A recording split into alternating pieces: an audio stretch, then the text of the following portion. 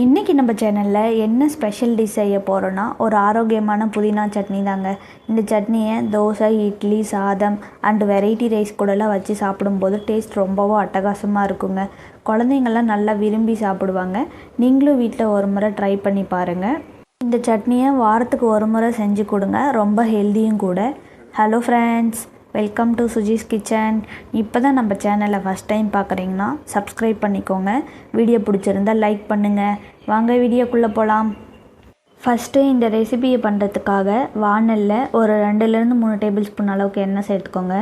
எண்ணெய் நல்லா சூடாகி வந்ததும் 2 டேபிள் ஸ்பூன் அளவுக்கு உளுந்து சேர்த்துக்கோங்க. கூடவே 2 டேபிள் ஸ்பூன் அளவுக்கு கடலைப்பருப்பு சேர்த்து நல்லா மிக்ஸ் பண்ணி விட்டுக்கோங்க.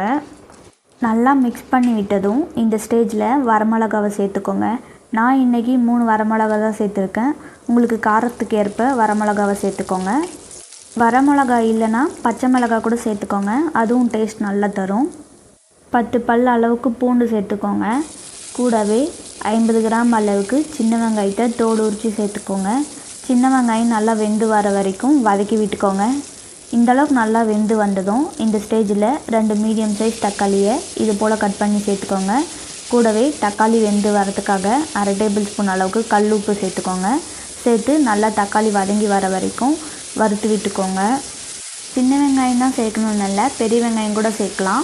பெரிய வெங்காயம் சேர்க்குறதா இருந்தால் ஒரு மீடியம் சைஸ் பெரிய வெங்காயத்தை கட் பண்ணி சேர்த்துக்கோங்க. ஆனால் சட்னிக்கு எப்போவுமே சின்ன வெங்காயம் சேர்த்து செஞ்சால் தான் ரொம்பவும் நல்லாயிருக்கும்.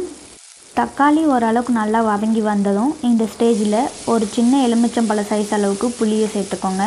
புளியை சேர்த்து ஒரு 2 நிமிஷம் நல்லா மிக்ஸ் பண்ணி விட்டுக்கோங்க. புளியை சேர்த்து 2 நிமிஷம் நல்லா மிக்ஸ் பண்ணி விட்டதும் தக்காளியும் கூடவே நல்லா வெந்து வந்துருச்சு. இந்த ஸ்டேஜில் நம்ம புதினாவை சேர்த்துக்கலாம். புதினா இலையை நல்லா வாஷ் பண்ணி 2 கையளவுக்கு சேர்த்துக்கோங்க. 2 கையளவுக்கு புதினா சேர்த்திங்கன்னா தான் நம்ம சேர்த்துருக்கிற பொருளுக்கு எல்லாத்துக்கும் கரெக்டாக இருக்கும், டேஸ்ட்டும் நல்லா வரும். புதினாவை சேர்த்ததும் புதினா நல்லா வதங்கி வர வரைக்கும் வதக்கி விட்டுக்கோங்க. நார்மலாகவே தோசை, இட்லிக்கு சாம்பார் சட்னின்னு தான் வச்சு சாப்பிடுவோம். வித்தியாசமாக புதினா சட்னி மட்டும் வச்சு சாப்பிட்டு பாருங்கள், டேஸ்ட் அட்டகாசமாக இருக்கும். புதினா இந்த அளவுக்கு நல்லா வதங்கி வந்ததும் இந்த ஸ்டேஜில் நம்ம தேங்காவை சேர்த்துக்கலாம். ஒரு 6-7 பீஸ் அளவுக்கு தேங்காவை சேர்த்துக்கோங்க. சேர்த்து நல்லா மிக்ஸ் பண்ணி விட்டுக்கோங்க. தேங்காவை சேர்த்து ரொம்ப நேரம் வதக்க தேவையில்லை, அதனால் 1 நிமிஷம் மட்டும் மீடியம் ஃப்ளேம்லேயே வச்சு நல்லா வதக்கி விட்டுக்கோங்க. 1 நிமிஷம் தேங்காய் நல்லா வதங்கி வந்ததும் இந்த ஸ்டேஜில் நம்ம வேறு பிளேட்டுக்கு மாற்றி ஆற வச்சு எடுத்துக்கலாம். நல்லா ஆறி வந்ததும் இதை மிக்ஸி கப்பில் சேர்த்துக்கலாம். மிக்ஸி கப்பில் சேர்த்ததும் 1/2 டேபிள் ஸ்பூன் அளவுக்கு உப்பு சேர்த்து கொஞ்சம் கொஞ்சமாக தண்ணி சேர்த்து நல்லா சட்னி பதத்துக்கு அரைச்சி எடுத்துக்கோங்க. பாருங்கள், இந்த அளவுக்கு சட்னி பதத்துக்கு நல்லா அரைப்பட்டு வந்திருக்கு.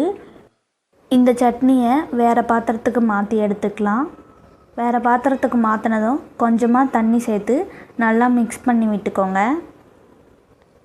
தண்ணி சேர்த்து நல்லா மிக்ஸ் பண்ணதும் நம்ம சட்னியை தாளிப்பு போட்டு எடுத்துக்கலாம். அதுக்கு தாளிப்பு கரண்டியில் ஒரு டேபிள் ஸ்பூன் அளவுக்கு எண்ணெய் சேர்த்துக்கோங்க. எண்ணெய் நல்லா சூடாகி வந்ததும் ஒரு டேபிள் ஸ்பூன் அளவுக்கு கடுகு, ஒரு கொத்து கருவேப்பிலை, 3 வரமிளகாவை சேர்த்து நல்லா பொரிஞ்சு வந்ததும் சட்னியில் சேர்த்துக்கோங்க.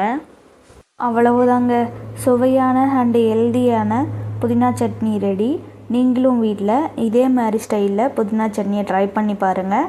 ட்ரை பண்ணி பார்த்துட்டு எப்படி வருதுன்னு மறக்காமல் கமெண்ட் செக்ஷனில் கமெண்ட் பண்ணுங்கள்.